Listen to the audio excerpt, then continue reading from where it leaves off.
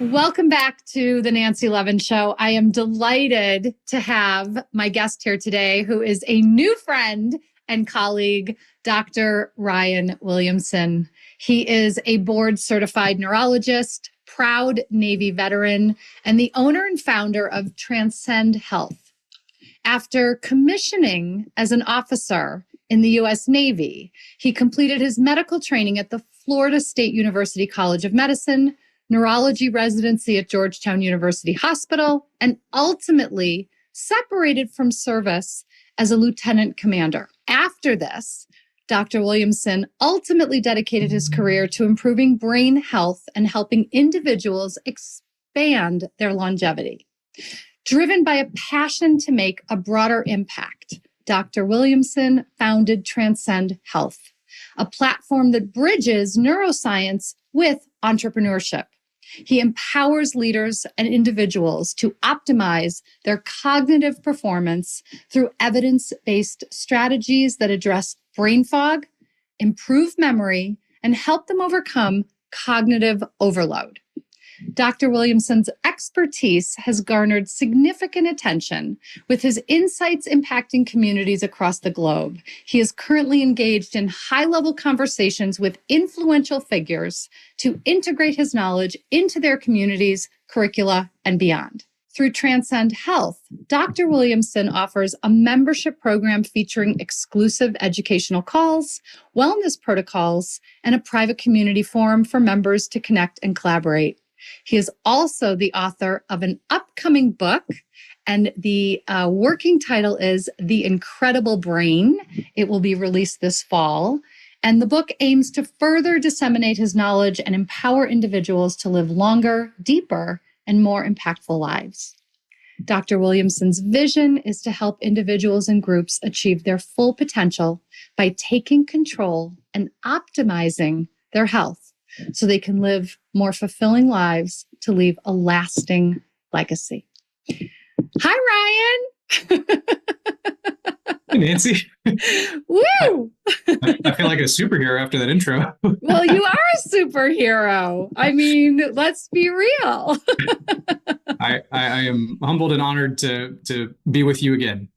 I am so looking forward to this conversation. I feel like, the few times that we've been able to connect, whether it be on Zoom or in person a couple weeks ago, I feel really energized in your presence. And I feel that there is so much possibility available to all of us in terms of the way that we are relating to our brain health and longevity. And I think that this is so top of mind right now for so many of us. Absolutely. And right back at you, Nancy. I love your energy. I mean, it's just, as you know, I've heard Amber talk about you for so long, and to finally have the opportunity to meet and give a big hug and just share ideas and be with each other. Wonderful time together in Austin. And here we are again. And here we are again. Here we are again. And, one of the things that I really appreciate you is how innovative you are. You are, as I said, you're a board certified neurologist, and you still are working with patients, correct? I am, yes. So I have not stepped away from clinical medicine entirely. I still do very much enjoy helping where I can in the acute setting in the hospital if people are still dealing with emergencies like strokes or various things that happen to people while they're in the hospital that require a neurologist. But really and we can go any number of ways with this, of course. Go for it. But what ultimately led to the creation of Transcend Health and wanting to write the book was really just seeing people suffer from preventable disease. And I think if people take away nothing else from this episode and for your audience, it's that I really want people to know that they are largely in control of their health outcomes and what they do every day in their life. And what I mean by that are that the data suggests that somewhere between 70 to 90% of all your health outcomes are lifestyle based, meaning that it comes down to the choices that you make every day. And I see people all the time that think, my dad had dementia, or, mom had a heart attack or a stroke or whatever. And they think that they're bound to this inevitable fate or outcome. And other than rare genetic circumstances, and we're talking like less than 1% in general, these are largely avoidable. And it comes down to choices that we make every day in our lives. Well, I love this because, and I know that when we were together in Austin, I shared, my, what I call my transformation equation, which is change equals vision plus choice plus action.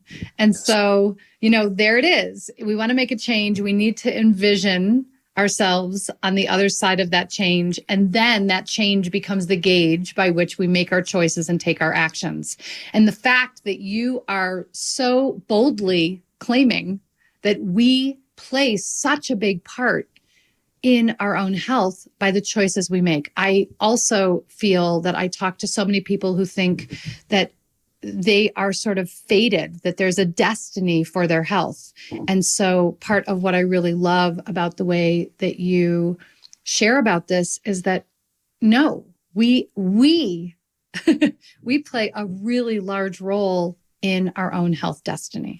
Absolutely. And I don't want anybody to feel discouraged or marginalized, to think that, oh gosh, I feel like I am doing the right things. And then, sometimes bad things happen, because that can be unclear sometimes to people. Yeah. But really, I want to encourage people that there's hope, and that with the right tools in place, taking the time to learn how your body works, how your brain works, the interventions that really move the needle and matter, that have evidence and science behind them, really with the right lifestyle in place. I mean, it's just, it blows my mind. I mean, when you look at what these interventions are able to help people with, and even just, consider the paradigm of how we expect to age, right? I think most people, I mean, correct me if you have a different opinion, or if you think your audience has a different opinion, but in my experience, people generally feel like, oh, well, if I make it to the average age of 70 something or maybe 80 something, if I get past that, we all expect to just kind of slowly decline and end up dependent on other assistive devices like canes and walkers and wheelchairs, and lose function as we get gray hair and wrinkles, and kind of end up with, a forward hunch and loss of strength and muscle, and then progress into just some slow withering away, which is a very sad situation. And it doesn't have to be that way. I mean, it really doesn't. And if you can maintain your youthfulness and your vibrancy through all the different things that we talk about, like my core four, which is sleep, exercise, nutrition, stress management. I mean, for optimizing those things, and there are obviously subcategories in each of those, but pretty convincing that there's some great examples of people that have been able to do that and continue to do that, that we can far extend not just our what's called our lifespan, or how long we live, our health span, which is how long we stay well. And one more point, sorry. No, please bring it. But back to that paradigm, I mean, if you look back at, hardly 100 years ago, at the start of the 20th century, so 1900-ish, the average human life expectancy was only about 30 years. And we've over doubled that within a century. And so that's sort of the way that we're wired to think, is this linear fashion of like, oh, well, I don't expect to live that much longer. And, 1900 seems like forever ago, but in the history of the world and the human species, that's not even a blink of an eye. That's just a flicker in time. And to think how quickly we've come so rapidly with the advent of new technology, and then where we're headed as technology continues to accelerate, it's very difficult to predict where we'll be in 5, 10, even 20 years. I have no idea where this will go, but I'm very optimistic we're going to see a continued expansion into increased health, increased productivity, increased lifespan. I like the way that you're talking about lifespan versus health span, first of all. And I feel incredibly blessed. My parents are 88 and 85, and they still live in the house I grew up in. They still go up and down 4 flights of stairs every day, several times. They've each had, in the past couple of years, they've each had their own little bit of cancer, and have sailed through it. And I think I shared with you, my dad had a fall, which was a whole brain situation, and bounced back miraculously. And I, without even knowing, what I'm talking about, absolutely credit the fact that they are still living in their house, going up and down all these stairs, that they do largely eat a Mediterranean diet, that they have amazing friends. They're incredibly social. They're very active in the community. They're active in the arts. That they really live. My parents really live, even at this stage of life or this age, and that they don't. They're looking at it from the place of healthspan. Yes. Yeah, first off, that's a beautiful story, Nancy. And I love that your parents are that age and still so active and able to do the things they're doing. And in fact, when we look at groups of people that make it that far, I mean, there are very clear things that help and move the needle on keeping them there. Purpose being a really big one that I think we overlook. I have in the opening chapter of my book, it's chapter 1's Find Your Why. And I tell the story of this gentleman who at the time was the oldest person I'd ever met. But this 103-year-old guy walked into the clinic with his then 95-year-old wife.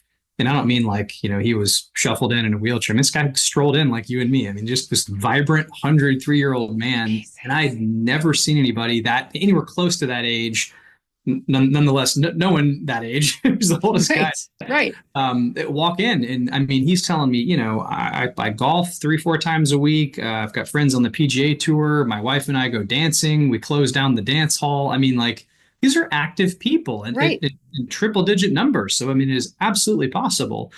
And that was really the first time that clicked with me, like, like maybe there's something to this, but everybody, I mean, every one of my older patients, I always ask, what's your secret, sort of as a joke, but also to just get something out of them.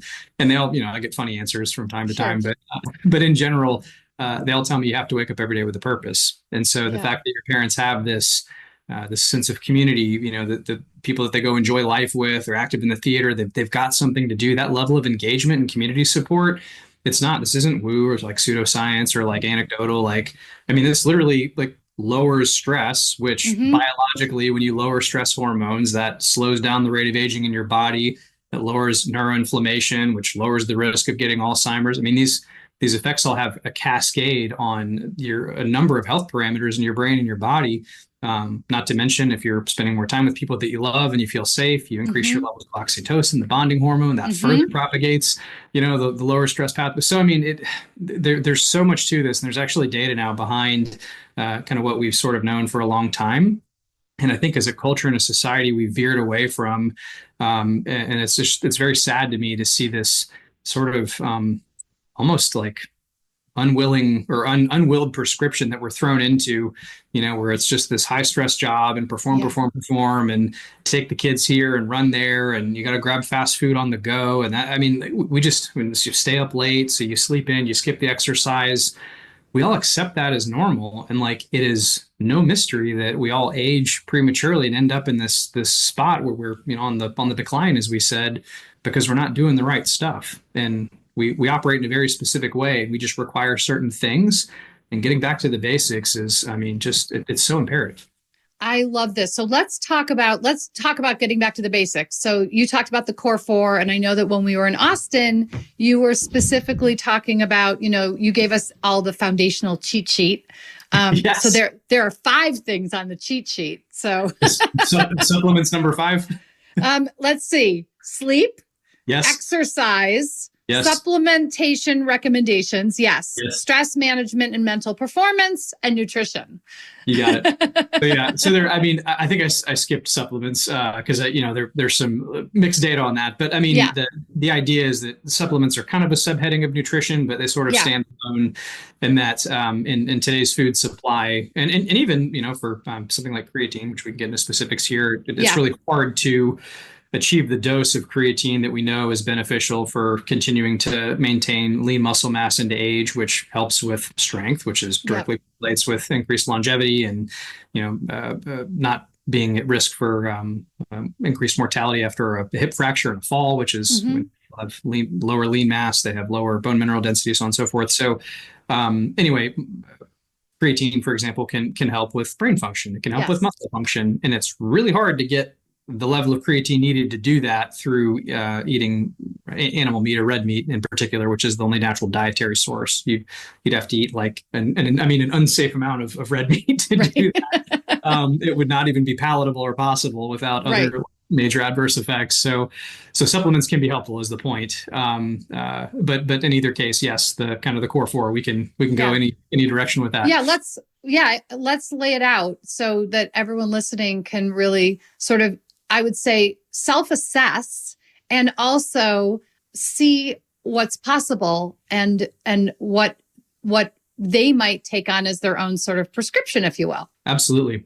So sleep is a good place. I love to start with people because we all sleep, or we should. And the whole phrase, I'll sleep when I'm dead, like that just, it's like nails on a chalkboard to me because we're, again, we're designed to sleep. We have to. I mean, and if you think about it, again, from an evolutionary perspective, why in the world would the opportunity cost of losing a third of your life to an unconscious state be preserved? And not just in people, but in almost every higher order animal, and most animals in the animal kingdom they achieve some sort of sleep. And some animals sleep longer, some sleep shorter. But the point is, it's that important because sleep regulates so many of your body's functions. It's the only time that you consolidate memory, for example. So if you and I have this podcast, for us to actually remember that we had the podcast and be able to recall that in long-term memory, we're going to have to get a good night's sleep, because that goes into short-term storage in a little area called your hippocampus, which is sort of the holding bay, if you will. But it's not until you go to sleep that your brain actually replays the memory and ties it into long-term memories through something called neuroplasticity, where it ends up stored in your temporal lobes and your parietal lobes, where you can access it and think about it and go, oh yeah, Nancy's great. We had a great podcast, right? But sleep is imperative for that. Sleep regulates your immune function. It's the only time that we grow and develop when we're adolescents.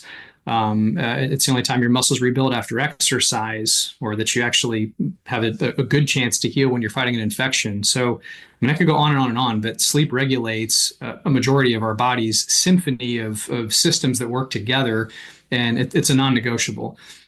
So consistent sleep is imperative. And by consistent sleep, I mean not shifting too far in one direction or another. So, I mean, most people need somewhere between 7 to 8 hours ish. I mean, maybe 7.5, 8, somewhere in there. So less than, 7 to 8 hours. But if that shifts, a few hours in one direction or another, that can be problematic. Meaning you could be getting adequate sleep, but moving that around actually can be more harmful due to the interruptions in some of those systems, which a lot of people don't think about.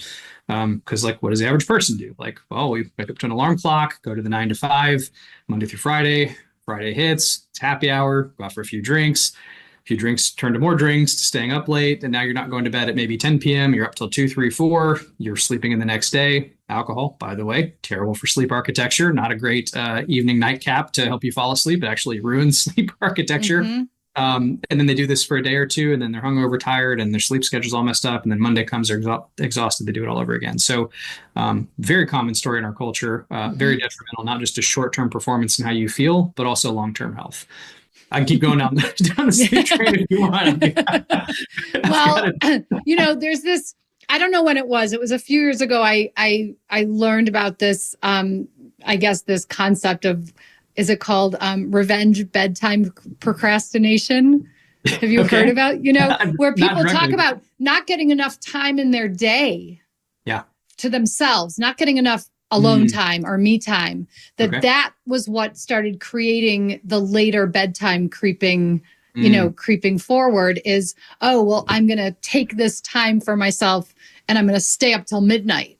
And, in terms of lifestyle, in my coaching work, and I'm sure in terms of good brain health and in good longevity practice, you have to build in the time in the day for your own needs instead of sort of resenting the fact that you don't have enough time for yourself in the day and then pushing your bedtime and really messing with your sleep.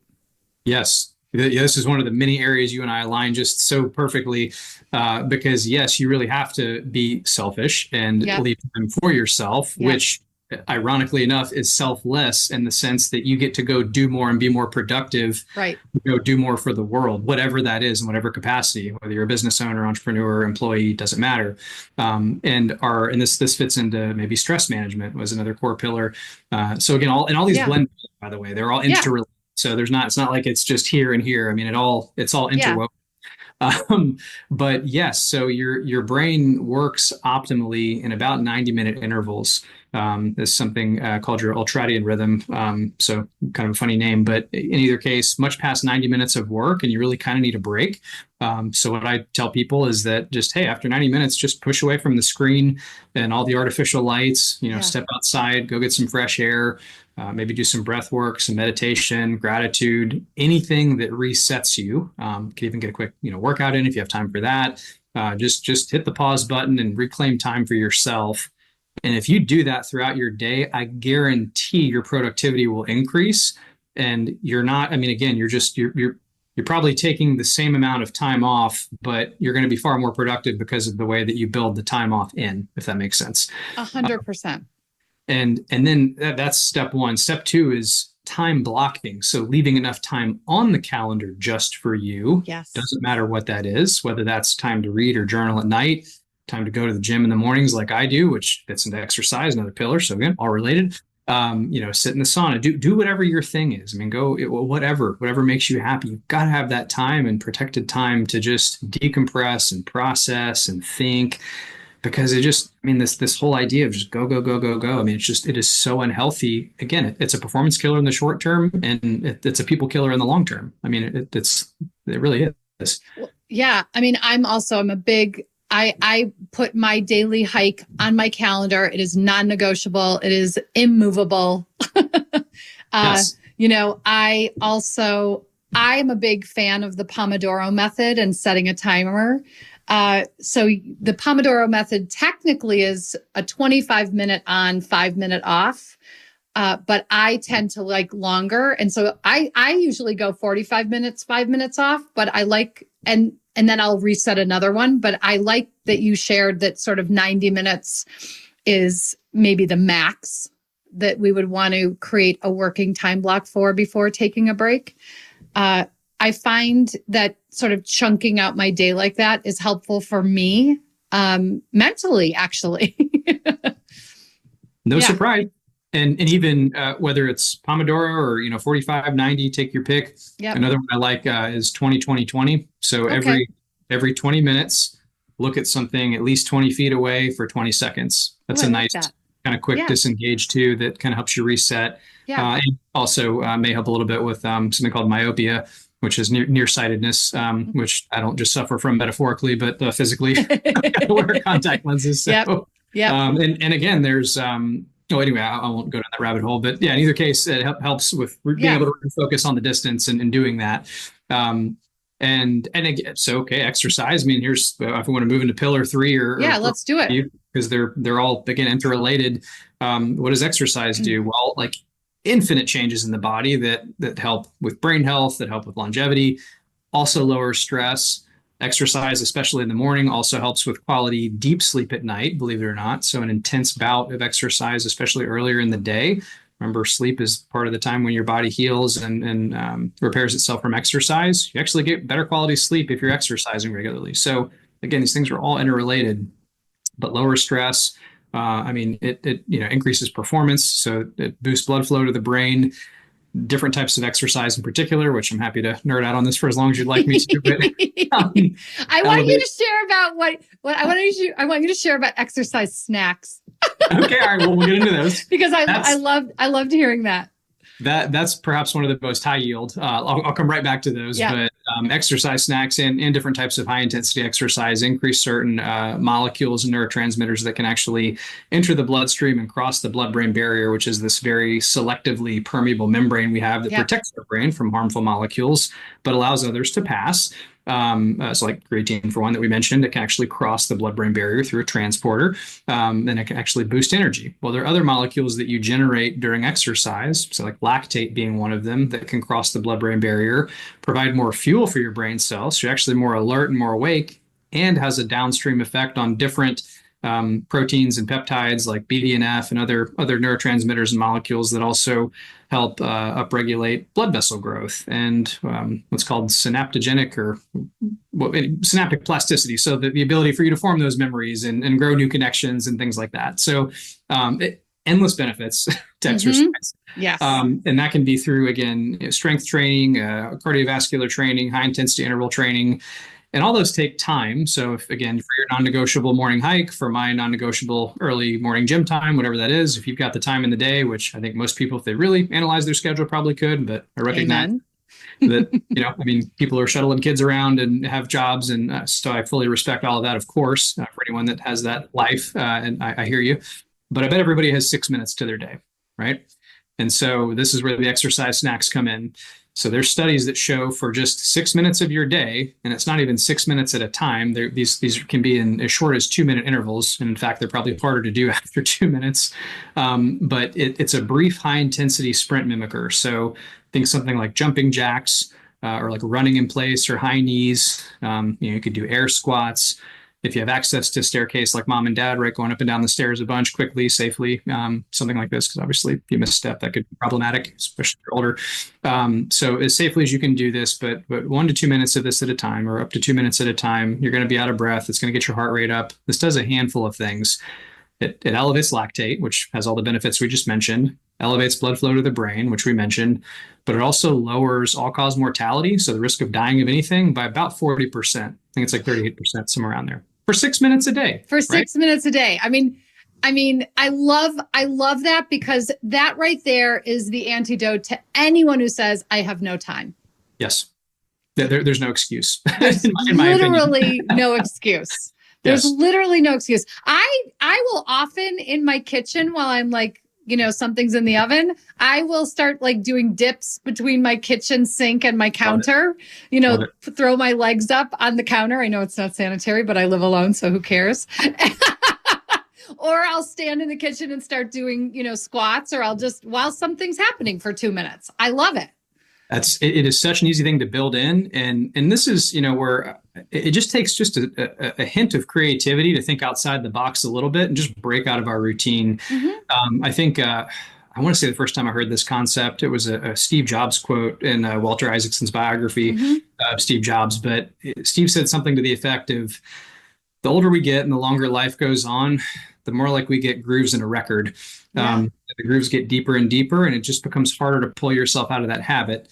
And for those of you like millennials or Gen Z listening to this, a record player was like an ancient thing that used to go in a circle that you put a needle on. That was even before my time, but I've seen and heard of these things, and it played music through a speaker. Not before my time. So, but like grooves in a record. And so interrupting those patterns, which by the way, also introduces neuroplasticity and allows your brain to stay more adaptable and more mobile and younger, so to speak. Another way that I think about this, so as an aside, I know we're bouncing around, but people that play racket sports actually or have some observational data that they actually live longer on average than people that don't. And why might that be? Well, what do racket sports do? It works on strength, because you've got to be able to stand and move and sort of hop around. It works on agility, which balance is important as we get older, because you're having to pivot and swing the racket, do all these things. But what else does it do? Well, it requires more what's called visuospatial processing. So you've got to track a ball bouncing around, whether it's a tennis ball or a pickleball or something like this. And your brain has to make a series of fairly complicated calculations about the speed, angle, trajectory, force that you've got to hit the ball and measure and move all these things around. So it's working multiple dimensions of your brain and your physical ability. And it's social, because you're hanging out with people and doing all the group and the community and the purpose stuff. So when you think about it from all those angles, it's like, this is really interesting. I mean, this is a very dynamic kind of sport that people, it's not too high impact, but people can really get a good workout from. And so just getting, the point is getting people to think about being creative with their movement. So if that's dips, while you're waiting on the pasta to boil or whatever, right? Do whatever makes you happy and this stuff in. And ideally, with some evidence behind it, which is the approach I try to take is, all right, what studies actually show us? Even like I don't have a chair in my office. I stand at my desk. Same. Exactly. I mean, it improves your spinal posture. You burn about 50 calories more an hour that you stand than you sit. There's been a phrase floating around for probably the last 5 or 10 years, maybe longer, that sitting is the new smoking. Yeah. And there's actually data that proves that too. I mean, literally a sedentary life increases your risk. I mean, it can be worse for you than actually the mortality risk of smoking. To be clear, I'm not advocating anyone continues to smoke, or if they do, obviously it's, if everybody goes easier, everybody would quit. I mean, I get all that, but the point is the comparison of being sedentary is that harmful, and we are truly designed to move. And so as much movement as you can get in your day, very helpful. Another step to that, I don't have it in here, but I have a walking pad, just like an under desk treadmill that I use often. We have my walking pads at my cabin, which is about an hour and a half north of here, which I love. So just walk and look at the mountains and do Zoom calls and stuff. But so 8,500 to 10,000 steps a day. A lot of people have heard of the 10,000 steps thing. Sure. That also lowers your all-cause mortality by about 40%. So that's a little more time intensive, but we're all sitting at a desk every day. So instead of that, just get a little tabletop unit for $150, prop your computer up, get a little walking pad, fire it up, and you're just working, walking, typing, whatever, doing podcasts, and you're moving, you're burning calories, right? You're maintaining more lean mass, you're improving your balance, you're having to focus while you're doing things. I mean, it's just so good for you. Okay, so I want to make sure that we have touched on those core four. And I believe we did. Do you want to say anything else about stress management? Yeah, there's so much. So we've talked about relationships, we've talked about exercise, we've talked about proper sleep, all of which build in stress reduction, right? Taking time for yourself. So there are other things. I mean, dedicated practices like meditation or breath work, those can be very helpful. And again, the following may take a little of an opinion from your primary doctor to make sure that it's a safe thing to do. But so what are called hormetic exposures or hormetic stressors, which comes from the Greek for hormesis, which is sort of a controlled dose of something being good and beneficial, whereas too much of it could be harmful. And so hot and cold exposure are the two big ones that a lot of people are familiar with and have kind of popularized. The cold plunge, the sauna. Yes. And between the two, and it's just my take on the data, sauna exposure in the right dose and frequency seems to be the most impactful and beneficial for people, especially with respect to cardiovascular disease mortality. That lowers that risk. But in terms of wellness, mood, and lowering stress, massive benefits for mental health. Really on both fronts. Sauna probably a little more so, but both can be very powerful agents to also help stress. I love this. So my father put a sauna in the basement years ago. He works out in the basement and then takes a sauna, at least 3 or 4 times a week. So I'm going to let him know that the sauna is really helping him. Your parents are doing all the right things, Nancy, and it is so good to know. There, of course, there's luck in any of the equations here, right? I mean, you could be the healthiest person in the world and have some unfortunate tragedy happen, which unfortunately does happen. But all other factors being equal, if you're doing all these things, I mean, your parents are a living, breathing example of exactly what we're talking about here. I love hearing that. Okay, let's just touch on nutrition, since obviously it's one of the core four, and I'd love to hear what you have to say about that. And then I've got a couple of other topics I want to bring. Please. So nutrition is very nuanced. It's very personalized. Unfortunately, it's become kind of dogmatic and sort of like cultish. Like there are these camps, right, that people belong to. And I think that's a reflection of the data not being super clear. And I mean, first off, physicians get an abysmal training in nutrition in medical school. I think I had one class on nutrition, that was it. And go look at your average physician and their physical appearance, and that's no surprise. And I don't mean that pejoratively whatsoever. It's just that we're not trained how to really take care of ourselves or what to eat, and therefore aren't the best at telling our patients or clients that. Yeah. But in general, I think some overarching principles we can all probably adhere to: a whole food diet as opposed to an ultra processed or even partially processed diet. In general, a plant-based diet seems to have better long-term health outcomes than any other number of diets, like a carnivore diet, for example, or an all-meat diet. And it's not that meat is bad. There's a lot of controversy around red meat at the moment, but it really has to do more with the lack of micronutrients and fiber, for example, that maintain a healthy gut bacterial population that then allow them to lower inflammation in the body, produce the right postbiotics like short-chain fatty acids and neurotransmitters and all the things that keep your brain and your body healthy. So it's more just a different pathway. So whole food, plant-based, Mediterranean, also great lower all-cause mortality, which I think mom and dad, you said, are doing Mediterranean thing, which is basically plant-based plus some fish and stuff, right? maybe some little more pasta and maybe a touch of red wine. Although I debate people on the red wine thing all the time. I'm sure. I'm not even going to go there because it's, it's too. Yeah. We'll skip it. Okay. That's for we could do that next time. Sure. Alcohol is a neurotoxin. I'll leave it at that. But otherwise, anyway, we'll have to make choices. That's probably, without really getting into it, I think that's and being mindful of your energy balance. So and this fits into the movement piece and everything else. Sure. But when I say energy balance, most people are in an overfed or overnourished state. Yeah. And when we take in more calories than we need, we end up storing extra calories as fat. Which cosmetically makes people, I think, self-conscious, of course, and worried about that kind of thing. But what it does on a biological level, it turns on a storage pathway called mTOR, which is the big storage pathway in the body. And without mTOR, we die because you wouldn't be able to store fat that you need for a rainy day. You wouldn't be able to build proteins and do other things. So it's necessary, but we all want to balance, right? And when that's turned on, we are shutting down some critical longevity pathways that allow our cells to clean themselves up. And over time, and this is, I think I mentioned this at B&B, but what really worries or scares me is that over time, we don't have a great sensor for when we're in that state. And so these subtle changes that build up as your heart arteries narrow or as proteins accumulate in the brain that could lead to Alzheimer's down the road, until we cross that threshold where there's a memory change or there's chest pain and the heart attack, which can be fatal, we don't really have a great way of feeling that.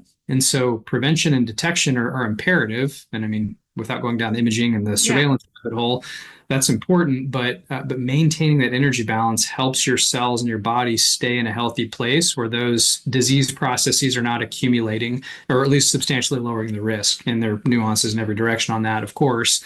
But in general, being mindful of an energy balance. So learning how to count calories, learning what macronutrients and micronutrients are, just some basic education around nutrition, I think, is very helpful for the average person. And then even if it's safe or your body can tolerate it, considering different types of intermittent fasting or quarterly fasts, because that really is an opportunity to help your cells kind of clean up a little bit. And there's some great data around that too. I'm a big fan. Exactly. Mindy Pels, and I'm a big faster. Yep. So same. I daily intermittent fast, and some people can't do it. They get headaches. Their bodies. This is again when I say nuanced, really this is person to person. I'm saying there's not a blanket rule of like you must fast for 16 hours or there are different ways about this. But in any case, that's kind of very, very high level brief nutrition. No, it's great. Okay, I want to talk about women's brains, because I know that there has not been as much research on the brain of a woman as there has been on the brain of a man. And I know that we've also said that they're not only women, but other minorities or marginalized communities. And I'm asking specifically because I know that a large portion of my audience are, women in midlife. And so menopause is having its moment. Menopause is a hot topic, pun intended. And And so I'm just curious if you can shed some light on maybe either just things as women that we can pay attention to, that we may not know about in terms of our brain health, our resiliency. Yes. I couldn't agree with you more, Nancy, that this needs to be an area of further investigation. Through my training and a lot of classical academia, there's kind of whatever the old dead white guys have written, right? Right. Yeah. And the same applies to study populations. So I do think that we need more expanded research in different areas with men versus women and different ethnicities, minorities, et cetera. So I fully am on board with you there. And because it really does inform treatment outcomes. And there's this idea of what's called generalizability in research studies, where we look at quality data and say, well, if we study a very narrow population of people, are those results applicable to everybody else?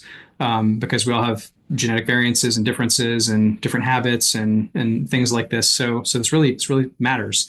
One of the biggest alarming pieces of information to me that I think is also, I've seen starting to circulate on social media some too, in response to the attention that menopause is getting, and rightfully so.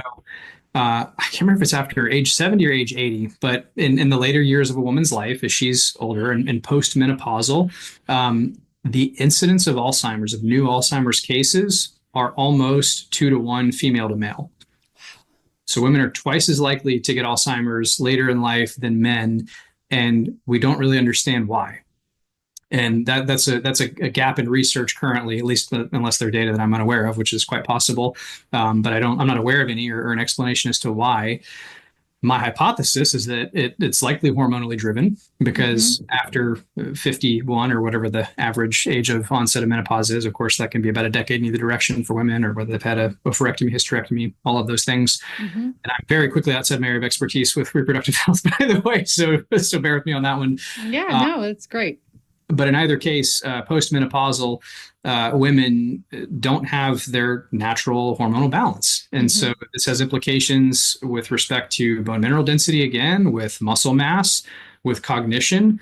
With really every organ system in the body, similar to, for example, if men have low levels of testosterone, they feel fatigued and they have difficulty concentrating, and they can have trouble producing viable sperm if they're a younger couple trying to become pregnant.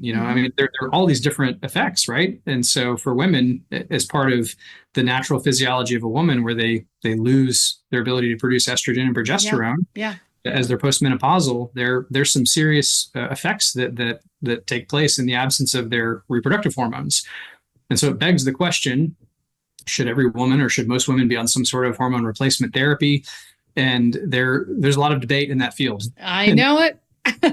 And without getting into the weeds there, there's a big study called the Women's Health Initiative, that I think really, unfortunately, didn't do a great job of, in my opinion, of summarizing the benefits of long-term hormone replacement therapy, and cited some adverse events like blood clots and like pulmonary emboli in the lungs, or maybe strokes or something like this. And there's a lot more nuance to it than that. And I certainly hope that that's more clear for people moving forward, and whether or not that's the right choice for somebody. But certainly a conversation worth having with an OBGYN or primary care doctor. Yeah. And my guess is that down the road, we're going to see, an upregulation and maintaining that hormonal balance longer for women, because I think it probably would help. I hope so too. And then the last thing I just sort of want to close on is, everything that you've been sharing, and even in you bringing in, the core four and lifestyle, and that we all have choices. Can you just share a little bit for someone who thinks, I'm stuck, I'm forever stuck. Something about whether it's neuroplasticity. You got it. Yes. Or, in terms of, what it takes to change, like the neuroscience behind making a change. So there are some physiologic ways that we can all do this, and increasing effort, emotion, and attention behind a given task. So, i.e., becoming motivated to do something, provides the drive, so to speak, or the effort to be able to go make a change. And then once you engage in a repetitive behavior, as we say, neurons that fire together, wire together. So the more you engage in a behavior, the more accessible that thing becomes. So imagine a tennis player, they don't get better at their serve, unless they practice the serve. And they're actually motor circuits that become reinforced to do this over and over. And that's with any behavior, any thought. Our learning potential is effectively, it's infinite for life, but our motivation is much more powerful when we're in our certainly childhood years and up into our early and mid 20s, before our frontal lobes fully develop. So we need the capacity for more attention after this. And so if we're in our middle or later years or adult years, how do we do that? One of my biggest wins for people or thoughts to share is around finding your purpose and your why. And that this gets back to mom and dad and everybody that's had lived a healthy life for as long as they can. My view, and I think there's science that supports this, because people that in fact have a purpose tend to live longer on average. If you find what's important to you, and you can hone in on that thing, on your why and your drive, right, and have that in top of mind every day, every decision you make throughout your entire day and your entire life either gets you closer to that goal or it gets you further away from that. And so if you wake up for your morning hike and you go, I've got to go have a podcast with Ryan today, I'm writing another chapter in a new book, I've got however many meetings, or whatever you're doing in your day, that physical and mental energy is going to better serve you and your body as a vessel to go do more of those things. And that applies in every direction. Better sleep, better performance, better nutrition, I feel better, I live longer, I get to go do more. So all of these integrate, but that really is the glue that unifies it all for me, and something I probably should have started with. No, this is no, it's Before. well, it's no, this is great. I'm already telling you that I'm having you back because I really want to do a deep dive on like the neuroscience of making changes, the neuroscience behind transformation. You know, for anyone who thinks like I'm too old or I'm too this or I'm too that to make a change. So I'm telling you right now, I'm having you back. I would love to come back. And by the way, to your point, the science would argue that you are never too old for any kind of change. Period. I love hearing that. And I also loved, you know, I really will say that it, you know, again, we've already known this, but it even firms up the way in which I see such an intersection in the work we do. We just come at it from very different angles. But even the last piece you said about, you know, I always say every choice we make either serves our vision or sabotages it. And you just said the same thing in different words. And it's real. And so, yeah. And so there's so much here. I just adore you. I love this conversation. I've learned so much when I talk to you. And for everyone listening, where's the best place to find you? Yes. So transcendhealthgroup.com. And if you don't have that in writing, I'll provide it. Transcend can be tricky to spell. Or our Instagram is at Transcend Health Group. And then my personal, which is also public, is Dr. Williamson. You can find me all those places. Perfect. Ryan, what a pleasure. Thank you so much for your time. Thank you so much for sharing your brilliance, your expertise with us. And like I said, I'm going to have you back. So for everyone listening, I'll see you again next week.